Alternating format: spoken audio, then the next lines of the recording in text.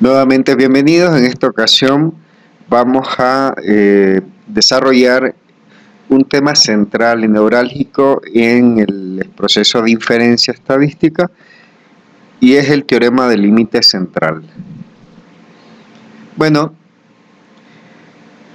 recordemos que lo que estamos viendo son las bases teóricas que sustentan el proceso de desarrollo de inferencias sobre el comportamiento de determinados parámetros poblacionales a partir del desarrollo de estudios muestrales.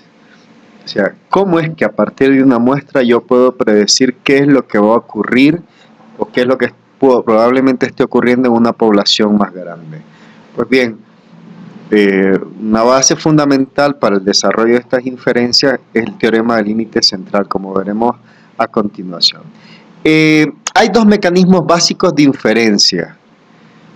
Para realizar las inferencias nos basamos en dos estrategias básicas: la generación de intervalos de confianza y la estimación puntual. Intervalos de confianza que tradicionalmente los conocemos como intervalos de confianza al 95%, explicaremos en qué consiste, y la estimación puntual, que es esto del valor P, que también veremos más adelante en qué consiste ese tipo, en qué consiste la utilización de estos elementos para la realización de inferencia. Entonces, vean, las condiciones básicas para la aplicación de la inferencia en bioestadística son dos.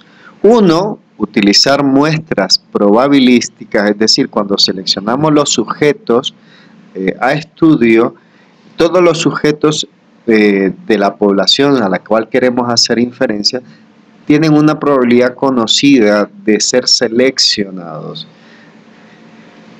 Y que el tamaño de muestra sea lo suficientemente grande como para hacer estas inferencias, o como para que estas inferencias sean válidas, estas predicciones. Veremos más adelante a qué nos referimos con n suficiente. Bueno, y mirábamos que son dos mecanismos que utilizamos para realizar la inferencia: intervalos de confianza y la estimación puntual.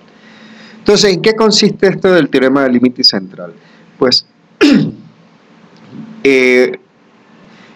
propone que podemos utilizar estimaciones teóricas de probabilidad para realizar los procesos de inferencia. Veamos un ejemplo de aplicación de estos elementos.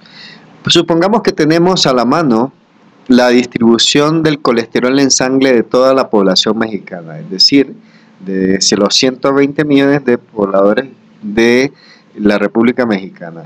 Y que si nosotros tuviéramos esta base de datos y analizáramos la distribución media de colesterol en la población mexicana, nos daría un resultado de 200 miligramos por decilitro con una desviación estándar de 35. Pero vean, esto es de toda la población mexicana. Supongamos de que ahora uno de nosotros tiene la suerte de entrar al doctorado con una beca CONACYT y se le propone el siguiente labor, ¿no? Que durante 1000 días tiene que ir desarrollando de forma diaria, extraer de esa base de datos de 120 millones de habitantes muestras tamaño 30.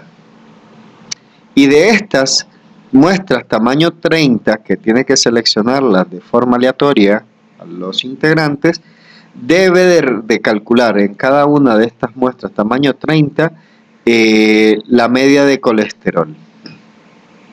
Entonces veamos que al final de los 1000 días, entonces esta persona tendría 1000 medidas de medias calculadas de colesterol, de un total de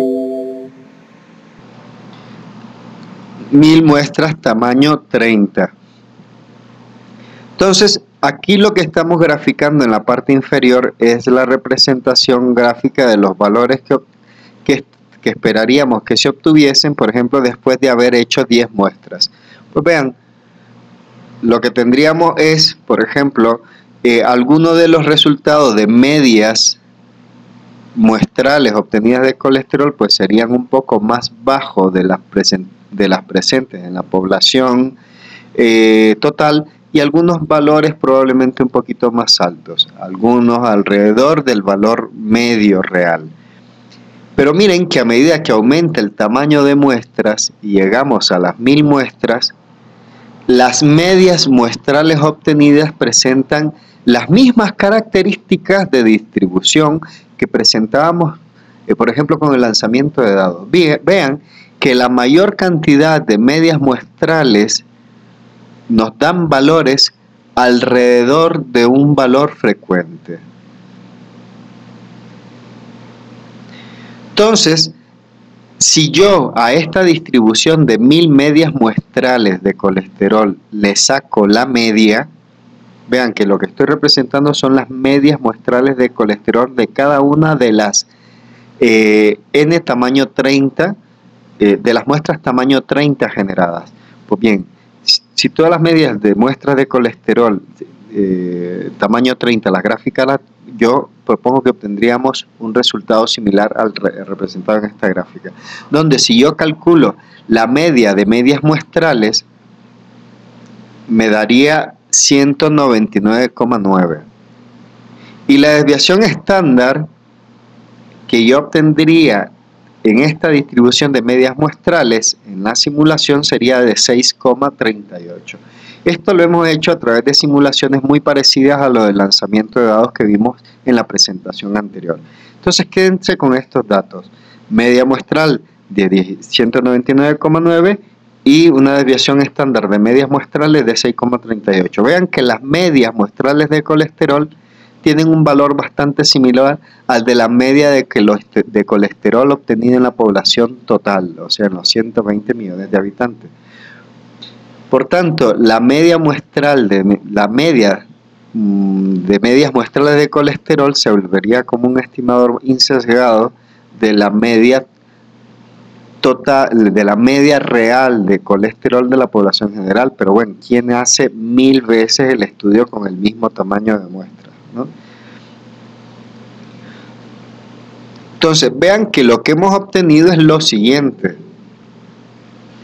Hemos desarrollado 1000 estudios, donde algunos de esos estudios nos dan valores por debajo del valor real del parámetro, y algunos de estas medias muestrales obtenidas nos dan valores superiores al del valor real del parámetro.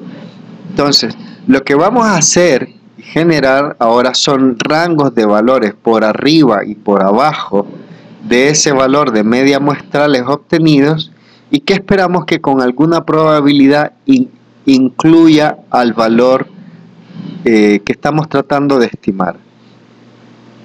A este intervalo de valores es lo que conocemos como intervalo de confianza. Entonces vean, el intervalo de confianza lo que me permite hacer es, si yo realizo un estudio,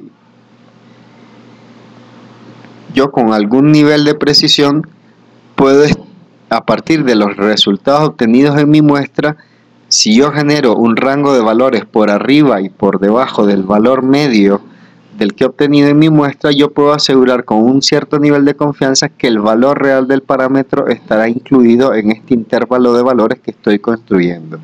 Ahora, vamos a ver en qué se sustenta este proceso. Pues bien, veamos en el ejemplo anterior que si bien sabemos que el colesterol en la población no sigue una distribución normal,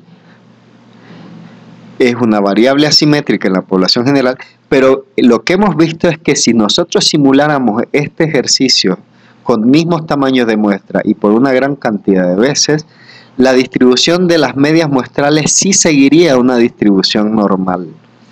Entonces, ahora, la media de las muestras es prácticamente la misma de la población general, es decir, 199,9 es bastante parecido a 200. Y se ha reducido mucho la desviación estándar. En la población general, la desviación estándar, recuerdan, era de 35 miligramos por decilitro, y en la distribución muestral es de 6,38. En este caso, a 6,38 vamos a llamarle error estándar de las medias muestrales. Vean que si yo al 35 miligramos por decilitro, que es la desviación de medias muestras, de la desviación de colesterol en población general, si yo lo divido, estos 35, entre la raíz de n, es decir, 35 entre raíz de 30, que es el tamaño de muestra, nos da 6,39, lo cual es un valor muy similar al valor de desviación estándar de medias muestrales que he obtenido al analizar mi media de medias muestrales y las desviaciones estándar de medias muestrales, que acuérdense que era de 6,38. Entonces, vean que yo puedo hacer entonces una aproximación al error estándar de medias muestrales a partir de la estimación de una desviación estándar y dividirlos por la raíz cuadrada de un tamaño muestral. Son estas características lo que posibilitan la realización de las inferencias estadísticas a partir de muestras utilizando las propiedades de la distribución normal y para la generación de intervalos de confianza. Es decir, nosotros lo que vemos es que si desarrolláramos este estudio 1000 veces, entonces los valores de medias muestrales girarían o estarían en torno a lo que nosotros esperábamos un valor representativo de las medias, de la media real de colesterol en la población. Pero vean, siempre hay probabilidad de obtener valores muy por arriba o muy por abajo de ese valor real. Ahora, pero estos eventos extremos son muy poco frecuentes.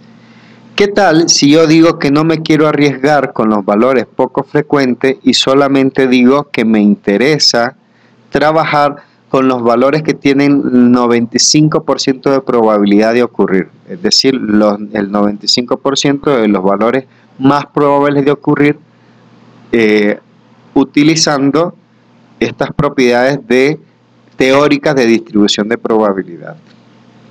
Entonces, vean que el punto de desviación estándar que me deja el 95% de los valores debajo de esta curva de distribución normal de medias muestrales en el centro serían más 1,96 desviaciones estándar a la derecha y menos 1,96 errores estándar a la izquierda.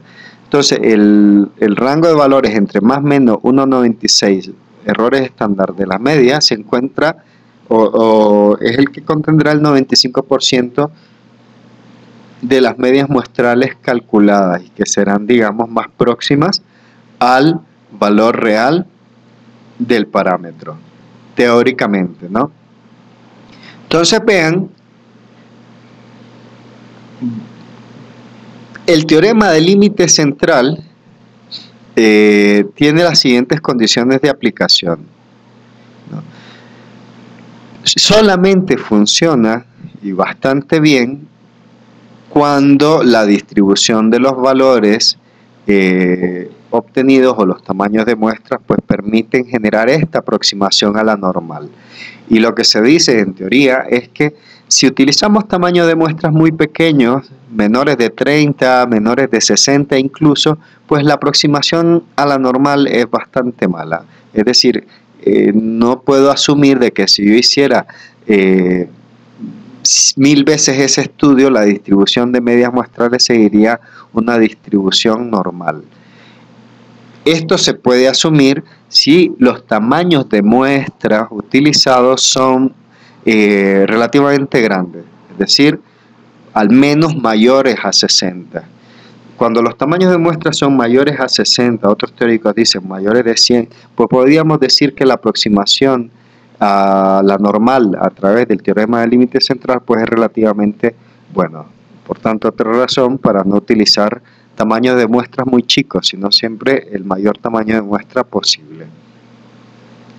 Eso lo que nos permitirá entonces es, a partir de nuestra estimación, de la estimación generada en nuestra muestra, representadas acá por los circulitos, generar un rango de valores por arriba y por abajo, utilizando la estimación de los errores estándar de medias muestrales para tratar de identificar un rango de valores que contengan el parámetro. Bueno, veamos esto cómo lo haríamos. Entonces, yo tendría entonces que generar lo siguiente. Yo lo que espero es, si yo repito mi estudio, por ejemplo, 100 veces, vean que el intervalo de confianza al 95% lo que me permite es lo siguiente. Si yo repitiera el estudio 100 veces, yo lo que espero es que en 5 de las 100 ocasiones el intervalo de confianza generado no me incluya el valor real del parámetro, representado en este caso por la recta perpendicular a las abscisas. Eso cuando ocurre, cuando bueno, las estimaciones son muy bajas, subestiman mucho el valor real o lo sobreestiman muy por encima, ¿no?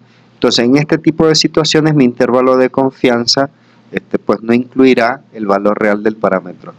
Pero en las otras 95 ocasiones, teóricamente, mi intervalo de confianza generado sí contendría al valor real del parámetro. ¿Lo ven? Ahora, lo que nunca sabemos en nuestro estudio es si nuestro estudio es uno de los 95 que sí acierta o si es uno de los 5 que no acierta, en teoría, ¿no? Entonces, por eso hablamos de intervalos de confianza. Yo confío que mi estudio sea uno de los 95 estudios. Si yo hiciera este estudio 100 veces, yo espero que mi estudio sea uno de los 95 que sí incluyera el valor real del parámetro. Entonces vean cómo a partir de estas pocas propiedades de la distribución normal y su aplicación en la distribución teórica de probabilidades obtenidas a través de estimaciones muestrales, puedo generar intervalos de confianza que me puedan predecir el comportamiento del parámetro. Para ello lo que voy a utilizar básicamente es el valor de desviación estándar de medias muestrales o de distribución muestrales teóricas que se calcula a partir de las desviaciones estándar obtenidas en mi muestra dividida entre el tamaño muestral, o una desviación estándar conocida dividida entre la raíz cuadrada de los tamaños muestrales. Eso será un estimador insesgado de la desviación estándar de medias muestrales que yo estimo podría ocurrir en esta población si yo repitiera el estudio 1000 veces con el mismo tamaño de muestra y con el mismo diseño. Pues bien, eso es la teoría. Veamos entonces que para que esto se cumpla necesitamos tamaños, desarrollar los estudios con tamaños de muestras suficientemente grandes, no menores a 60. Pues bien, hasta aquí esta presentación donde culminamos la parte de teoría y comenzaremos ahora a ver las aplicaciones prácticas de estos conceptos a las estimaciones de parámetros.